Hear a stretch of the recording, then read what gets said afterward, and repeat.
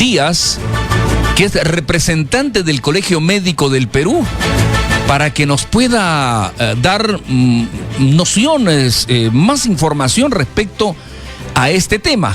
Doctor Díaz, ¿cómo está? Buenos días, bienvenido a RTL Noticias. ¿Cómo está, mi estimado? Estamos acá para poder resolver tus preguntas. Estamos preocupados, doctor Wilber Díaz, porque nos enteramos que hay brotes de tuberculosis en la Universidad de San Marcos, en el área de ingeniería. Se han confirmado ya 4 casos de tuberculosis en esta importante casa de estudios.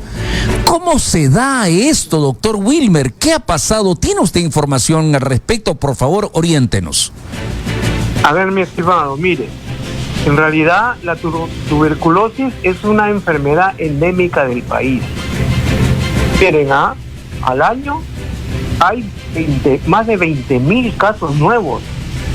Y eso no es, y esos 4 casos de la universidad son parte de esos casos nuevos que se presentan. Entonces, sí, eso es un tema para reflexionar. ¿Por qué? Porque es preocupante que unos jóvenes estudiantes hayan sido afectados con esta enfermedad, ¿no? Que si no se cura a tiempo y adecuadamente, se hace crónica y el paciente puede sufrir muchas consecuencias, mucha morbilidad que afecta en su salud. ¿Cómo se da, doctor Wilmer Díaz? ¿Cómo se detecta en todo caso? El contagio es por la expectoración que tiene el enfermo y cae a la persona que está frente a ella, ¿no? Uh-huh. ¿Ya? Entonces es igual que el COVID, mi estimado. Igual. Ajá. El mismo sistema, la misma forma. Vía oral entonces, ¿no? Claro que sí. No, por vía respiratoria. Respiratoria. Puede entrar por la boca. Correcto. Ese es el primer lugar. Ajá. ¿Cómo se diagnostica? Sí. O sea, lo que se hace es que en grandes grupos, lo que se hace es, por ejemplo, a los jóvenes universitarios se le puede hacer toda una pesquisa, un examen rápido, y se toma como muestra a los poseedores crónicos. Los poseedores crónicos son más de 2 semanas. No necesariamente de ser crónicos, o sea, todos que tienen más de 2 semanas de duración. Entonces, a ellos se les toma la muestra de esputo para buscar el bacilo tuberculoso y su esputo. Y asimismo se hace un screening de radiografía de pulmón. Uh-huh. Entonces, con dos ayudas diagnósticas, más la clínica, por supuesto, porque el médico tiene que examinar, ¿no? Y se llega al diagnóstico definitivo de tuberculosis. Entonces, eso quiere decir, doctor Wilmer Díaz, que de repente un estudiante que ha sido contagiado de tuberculosis ha contagiado a sus compañeros también. Sí, existen grandes posibilidades de eso. Entonces, ¿qué se hace en esos casos, no? O sea, a todos los sintomáticos respiratorios del aula universitaria se les toma BK en esputo y se les toma radiografía de pulmones, se le hace un estudio epidemiológico y se determina si han sido contagiados o no. Uh-huh. Porque no todos hacen la enfermedad, Entonces a ellos sí. ya se les inicia tratamiento a los que no hacen enfermedad profiláctico, y a los que hacen enfermedad, es un tratamiento que dura entre 4 a 6 meses, dependiendo del cuadro clínico. Creo que había muchachos que tenían tuberculosis pleural, ¿no? Uh-huh. Entonces, depende del caso clínico, se le da determinada medicina. A ver, se supone que los contactos directos de los pacientes, que son la familia, se le ha hecho despistaje a todos, ¿no? Sí. Se supone. Lo que sí, mi estimado, son, como le vuelvo a repetir, son casos que han aparecido dentro de los 20.000 que se presentan cada año. Uh-huh. ¿Ya? son casos que podemos denominarlos aislados, porque ya incluso uno está de alta. Ah, correcto. Pero hay que tomar medidas preventivas. Los sintomáticos respiratorios, por ejemplo, deberían utilizar su mascarilla de protección. Claro.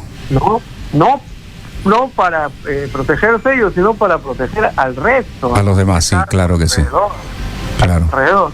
Y lo mismo debería hacerse en los colegios, con los niños que están tosiendo. ¿Por qué? Porque es necesario proteger al resto de niños. Ahora, con el caso de los asintomáticos, doctor, ¿esto tiene que ver muchísimo con su sistema inmunológico? Por supuesto. Sí. Por supuesto. ¿No? Pero mire, la tuberculosis entra generalmente, le da a los peruanos de niños, ¿no? Se forma lo que se llama un complejo primario, ¿no? Y después ese complejo primario se desarrolla como enfermedad o no se desarrolla y desaparece. Pero el virus, el bacilo queda en los ganglios linfáticos.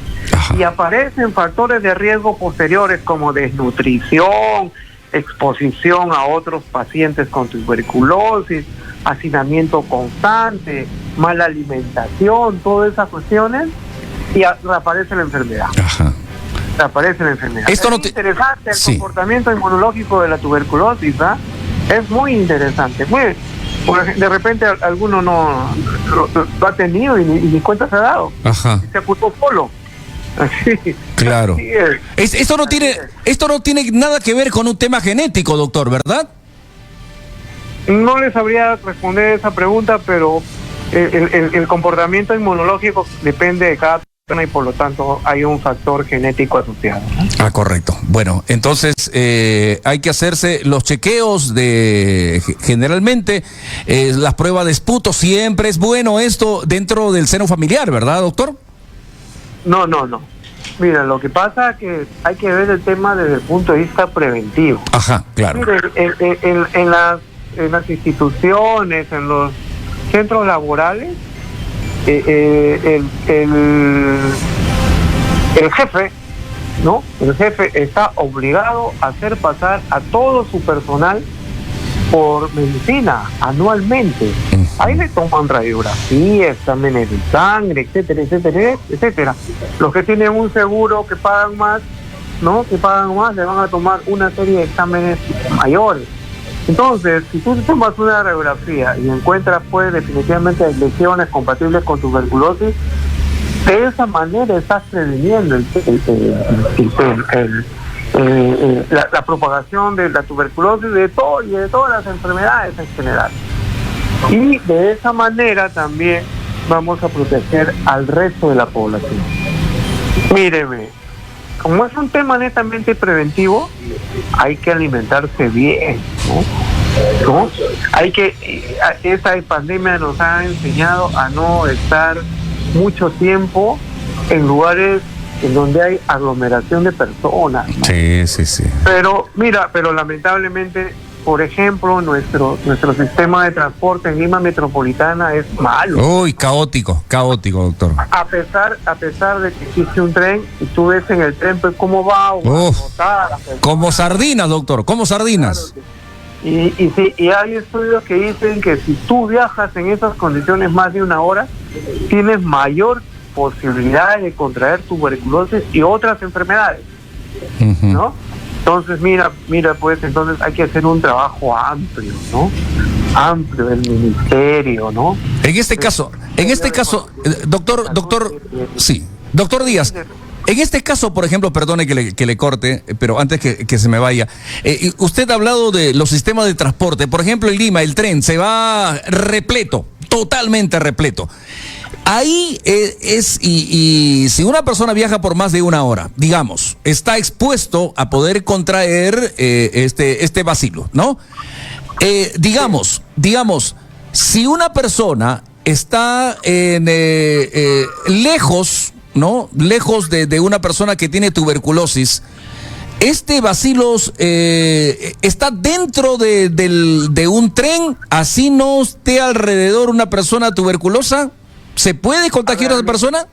A ver, aclárenos, por favor, doctor. El tren es bien difícil, se tiene a favor que el tren pues viaja rápido, ¿no? Y se baja rápido. Claro, sí. Ahí no habría problema. El problema es en los transportes de los otros transportes, ¿no? Claro, los buses. Porque el metropolitano también hace viajes rápidos, ¿no? Uh-huh. ¿No? Es en las combi, es en esos medios de transportes ilegales. Ahí es el problema. Ajá. Es donde pucha, que el trabajador pues vive en comas y se va a trabajar tal vez El Salvador. Ah, claro. Una hora, ¿no? Ahí es el problema. Ahora te vuelvo a repetir. No, el vacilo no está en el aire. El vacilo lo tiene el paciente. Y está en el aire cuando tose, uh-huh, cuando estornuda. Uh-huh. Ahí. Y si hay alguien cercano y está junto 1 hora, imagínate. Ajá, ahora sí. Ahí es el tema. Entendido, claro que sí. Muy bien, doctor. Entonces, ha sido muy aclarado aclaradas las dudas que hemos tenido respecto a este tema, y pues hay que tomar las precauciones del caso. ¿Cómo debemos tomar la precaución? Usted nos dijo, primero, alimentarnos bien, pero aquí en Perú, lamentablemente, doctor, se confunde el tema de alimentación. Creemos muchas veces que comer en cantidad es una buena alimentación. ¿Cuál es una excelente y una buena alimentación, doctor? Que tenga las cantidades apropiadas de carbohidratos, de lípidos y de proteínas. Uh-huh. Por ejemplo, ¿no? Una porción de arroz con máximo 300 gramos de carne, de cualquier tipo, más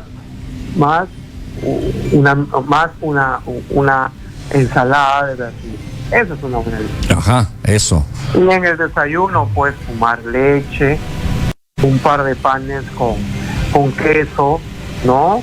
Esa es una buena alimentación. No es la cantidad, entonces, es la calidad. No es la cantidad, es la calidad. Eso es. Es la calidad. Y en la noche igual, ¿no? Muy bien. En la noche igual. Pero eso lo puede hacer un profesional especialista, que son los nutricionistas. Ah, por supuesto. Hay pocos médicos que somos nutricionistas. Sí. Tenemos el concepto bien claro de cómo debe ser la alimentación. Eso es. Eso es importante.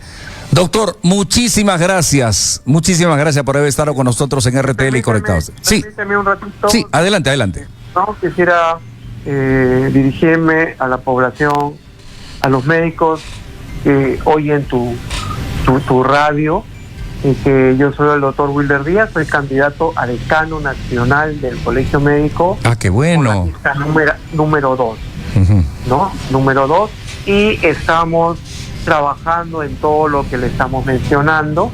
Vamos a incidir en la salud pública, ¿no? Uh-huh. Y de hecho que debemos lograr objetivos, ¿no? Así tanto la tuberculosis, la anemia y todas estas enfermedades crónicas que están haciendo mucho daño a la población. Gracias, mi estimado. ¿Quiénes van, doctor? Aprovecho entonces. ¿Quiénes van en su lista, doctor? Por favor. Es que era una presentación un poco temática. Sí, le voy a decir solamente que en mi lista va gente con mucha experiencia, con mucha capacidad de gestión. Muy bien. ¿No? Y por supuesto, mucha ética. Eso es importante. Gracias, doctor. Abrazos, bendiciones. Gracias. Hasta luego. Doctor Wilber Díaz, representante del Colegio Médico del Perú, estuvo en RTL Noticias y Conectados TV.